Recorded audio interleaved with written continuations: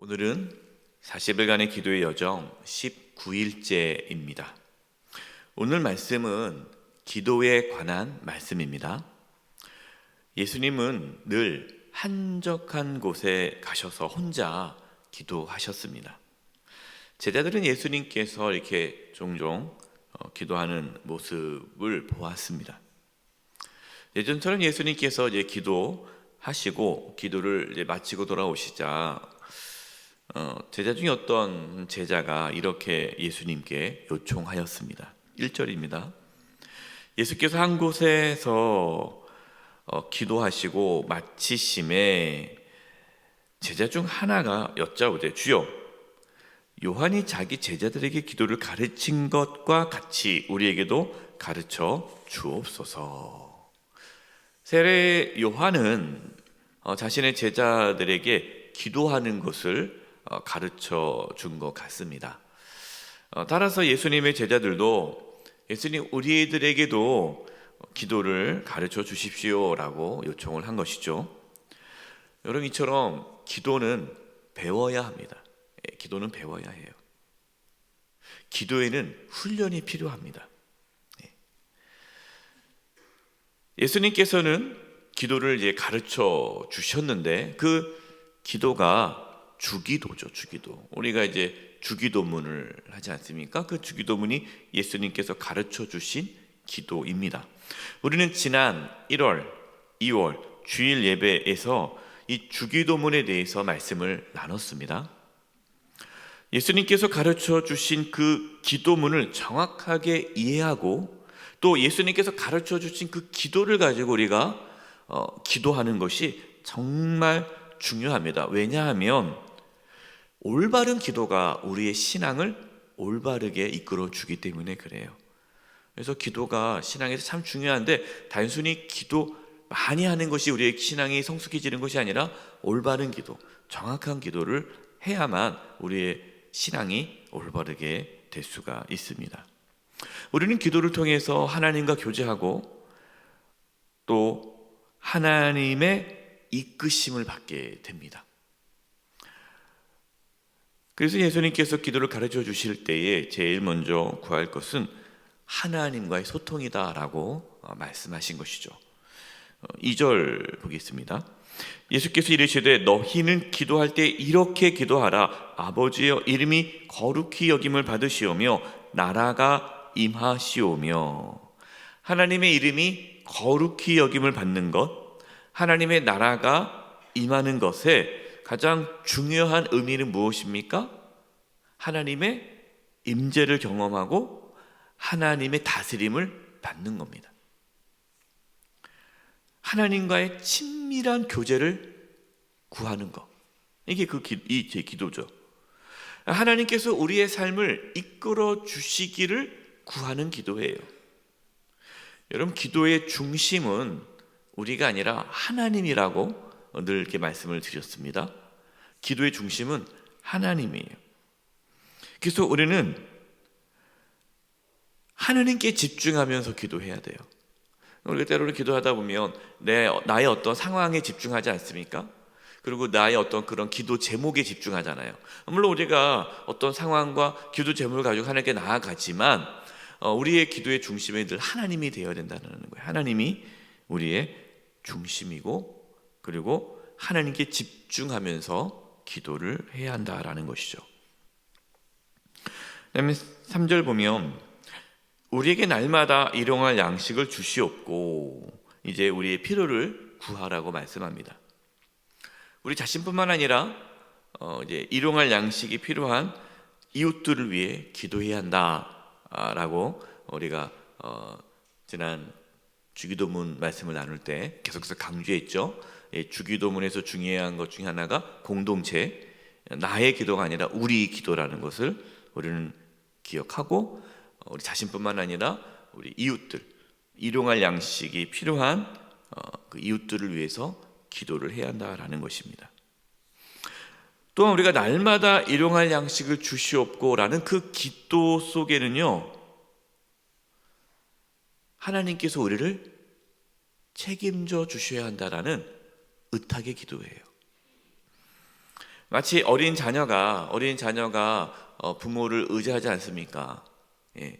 어린 자녀들은요, 부모에 대한 그 의존이 단순히 엄마 아빠이기 때문에 의존하는 것이 아니라 그 생존이죠, 생존. 예. 왜? 자기 혼자 살아갈 수가 없는 거예요. 자기 혼자 의식주 문제 해결되지 않는 거예요. 그러니까 엄마 아빠가 있어야 자기가 살 수 있기 때문에 그 본능적으로 부모를 의지할 수밖에 없는 거예요. 이처럼 우리가 하나님 아버지를 전적으로 의지해야 한다라는 겁니다. 일용할 양식을 주옵시고라는 것은 우리가 하나님을 의지하지 않고서는, 하나님의 돌보심 없이는 우리는 먹고 사는 문제도 해결할 수 없고 살아갈 수가 없다라는 고백이죠. 일용할 양식을 구한다는 것은 우리 하나님 아버지를 전적으로 믿고 신뢰하는 기도입니다.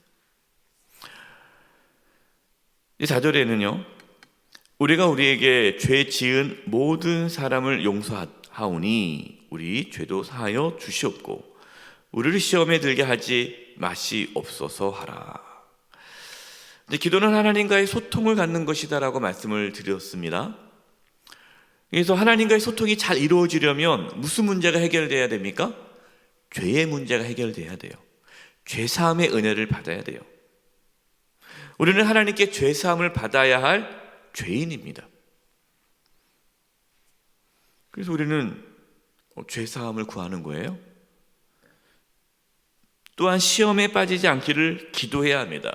여러분, 시험에 빠지면 어떻게 됩니까? 하나님과의 관계가 어그러져요. 그래서 시험에 빠지지 않기를 우리는 기도하는 겁니다. 우리뿐만 아니라 우리 모든 성도님들이 시험에 빠지지 않기를 우리는 기도해야 해요. 왜냐하면 우리의 목적, 우리의 신앙의 목적, 방향, 관심은요, 하나님과의 친밀함입니다. 그래서 하나님과의 친밀함을 깨트리는 모든 것들을 우리는 경계해야 돼요. 그것이 시험입니다. 시험을 통과하면은 하나님과의 친밀함이 더 강화될 것이고, 시험에 빠지게 되면은 하나님과의 관계가 어그러진다라는 것을 우리는 기억하면서 시험에 들지 않기를 기도해야 돼요. 이제 사탄은 가만두지 않죠. 우리가 어떻게든 시험에 들게 합니다. 예수님이 이렇게 이제 우리가 무엇을 기도해야 할지에 대해서 말씀하셨어요. 여러분, 주기도문에 대해서 우리가 1, 2월 달에 말씀을 드렸기 때문에 기억이 잘 안 난다 하면 다시 여러분 홈페이지 들어가셔서 주기도 말씀을 다시 반복적으로 들으시면 좋겠습니다. 예수님께서는 무엇을 기도했는지 말씀하신 후에 이제는 어떻게 기도해야 되는지, 기도의 내용이 아니라 이제 기도의 방법에 대해서 말씀해 주십니다. 그 비유로 어떤 사람이 이제 자기 집에 이제 손님이 왔어요. 친구가 온 거예요. 여행 중에 이제 갑자기 친구가 찾아왔습니다. 그런데 그 친구에게, 그 손님에게 내어줄 음식이 준비가 되지 않았어요. 그래서 이제 옆에 있는 친구 집에 가서 떡 3덩이를 구워달라고 간청을 합니다. 근데 그 친구가 이렇게 얘기해요. 지금 밤이 늦었고 지금 다 잠을 자고 있고 줄 수가 없다, 미안하다 하고 거절을 합니다. 그런데 계속해서 떡 3덩이를 달라고 간청을 해요. 그러니까 그 친구가 이제 떡 3덩이를 이제 줍니다. 예수님께서 말씀하신 거예요. 그 떡 3덩이를 준 것이 우정 때문에 준 거냐, 아니면 귀찮아서 준 거냐. 우정 때문에 준 게 아니죠. 안 주면 계속해서 간청하니까 너무너무 힘드니까 그냥 준 거예요. 그 비유를 말씀하시면서 예수님께서는 기도할 때 어떻게 기도하라는 겁니까? 계속해서 기도하라. 한번 기도하고 나서 하나님 주시겠지 기다리지 말고 응답 받을 때까지, 하나님께서 응답해 주실 때까지 계속해서 기도하라 라는 비유의 말씀입니다. 어떤 성도님은 이제 물어봅니다. 목사님, 얼마나 기도해야 돼요? 여러분, 얼마나 더 기도해야 할까요? 응답 받을 때까지 기도하시면 돼요. 응답 받을 때까지 기도하는 거예요. 엘리야가 이제 비가 오기를 기도하지 않습니까? 이제 가뭄이었는데 하나님께서 엘리야에게 말씀하셨어요. 이제 비를 내리겠다. 이제 비를 내리겠다. 가만히 있으면 되는데 이제 엘리야가 기도를 합니다. 여러분, 하나님의 뜻이 이루어지기 위해서는 기도가 필요하다고 말씀을 드렸습니다. 기도해야 돼요. 근데 기도하는데 엘리야가 한 번만 기도하고 하나님 비 주시옵소서 믿습니다 하고 끝나지 않았어요. 끝내지 않고 언제까지 기도합니까? 비가 올 때까지 기도해요. 성경에는 7번 기도했다. 7번 간절히 기도했다라는 겁니다. 여러분, 7번 7은 무슨 숫자입니까? 완전수예요. 그러니까 엘리야가 완전히 기도했다는 말은 끝까지 기도했다는 거고 응답 받을 때까지 기도했다라는 거예요. 여러분, 하나님께서는 왜 이렇게 끈질기게 기도하라고 하실까요? 그냥 한번 기도할 때마다 응답해 주시면 참 좋지 않겠습니까? 하나님이 능력이 없는 분도 아니고 우리가 기도를 많이 해야 하나님의 능력이 나타나는 것도 아닌데 그냥 왜 하나님께서 기도할 때마다 응답해 줄 수 있는 분이신데 왜 그렇게 계속해서 기도하라고 하실까요? 우리를 힘들게 하려고 그렇게 하십니까? 그렇지 않죠. 그 이유는 모릅니다. 몰라요. 왜 그렇게 하시는지. 왜냐, 어떨 때는 기도가 빠를 때가 있거든요. 어떨 때는 늘 때가 있어요. 모릅니다. 그러나 하나님께서는 하나님의 때에 하나님의 방식으로 이루어 가십니다. 분명한 것은 우리가 기도하는 그 가운데 하나님의 뜻이 이루어진다는 거예요. 기도하는 그 시간에, 기도하는 그 기간 동안에 하나님께서 우리를 만지신다라는 것입니다. 만약에 우리가 기도할 때마다 하나님께서 응답해 준다고 생각해 보세요. 기도할 때마다 응답해 주세요. 그러면 기도 시간이 길까요? 짧을까요? 별로 기도 안 하겠죠. 한 번 기도하고 응답하고 끝나고 한 번 응답하면은 더 이상 기도할 게 없잖아요. 하나님은 안 찾겠죠.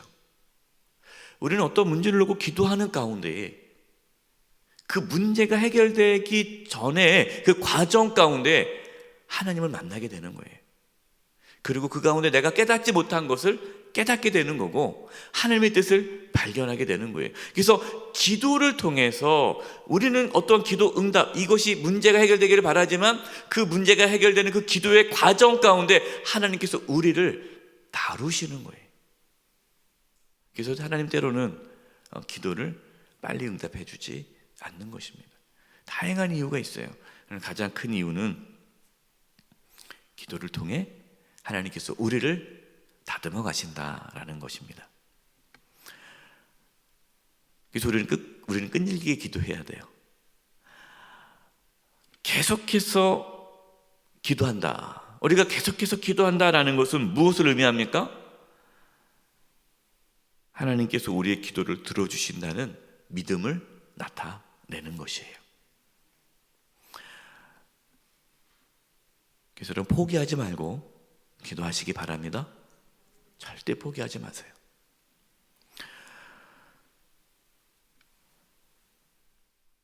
하나님께서는 이번 이 40일간의 기도 여정을 통해 우리를 만나주시고 또 우리를 이끌어주시고 우리를 다듬어 주실 것입니다. 이 40일 기도 여정 가운데 하나님을 더 깊이 만나시고 하나님과 교제가 회복되기를 바라고 또 하나님을 의지하는 가운데 또 우리의 삶에 실제적으로 하나님의 선하신 뜻이 온전히 이루어질 수 있기를 간절히 축원드립니다. 합심해서 이 시간 기도하겠습니다. 하나님, 우리에게 믿음을 부어주셔서 기도하는데 포기하지 않게 해주시고 끝까지 기도하게 해주시옵소서. 기도하는 가운데에 하나님의 놀라운 은혜를 경험하게 해주시고 기도하는 가운데 하나님과의 관계가 회복되게 도와주시고 기도하는 가운데 하나님의 이끄심이 우리의 삶 가운데 나타나게 해 주시옵소서. 예수님께서 가르쳐 주신 그 기도를 우리가 바르게 깨달아 또 기도하게 해주시고, 끈질기게 포기하지 않고 기도함으로 우리의 삶에 하나님의 놀라운 역사가 나타나게 주시옵소서. 우리 합심해서 기도하며 나가겠습니다. 기도하겠습니다. 하나님 아버지, 시작기도 합니다. 아버지 하나님, 아버지 저희들에게 믿음을 부어주시옵소서. 저희들에게 믿음을 부어주시옵소서. 하나님 아버지, 같이 기도하게 도와주시옵소서. 예수님께서 우리에게 가르쳐주신 그 기도대로 하나님 간절히 기도하기를 원합니다. 하나님 아버지, 기도하는 가운데 하나님 관계가 회복되기를 원합니다. 주님과 동행하기를 원합니다. 주님을 더 알기를 원합니다. 하나님의 놀라운 이끄심이 우리 삶 가운데 나타나기를 원합니다. 주여, 기도하는 가운데 하나님 아버지 저희들을 만나주시고 이끌어주시고 주장해주시되 우리가 기도를 포기하지 않게 해주시고 아버지 끈질기게 끝까지 기도하게 하여 주시옵소서. 하나님, 저희를 연약합니다. 붙잡아 주시고 기도하는 가운데 저희들을 새롭게 해주시고 기도하는 가운데 주님 저희들의 삶을 이끌어 주시옵소서. 주여, 저희들을 붙잡아 주시옵소서. 하나님 아버지, 저희들 연약합니다. 저희들을 붙잡아 주시고 기도의 자리로 이끌어 주시옵소서. 사순절을 맞이해서 40일간의 기도의 여정을 가고 있습니다. 우리 사랑하는 성도님들 한 영혼 한 영혼 붙잡아 주시고 기도하는 가운데에 하나님을 만나게 해주시고 하나님의 선하신 뜻이 우리 모든 성도님들 삶 가운데 나타나게 해 주시옵소서. 주님, 감사드리옵고 예수님의 이름으로 기도드립니다. 아멘.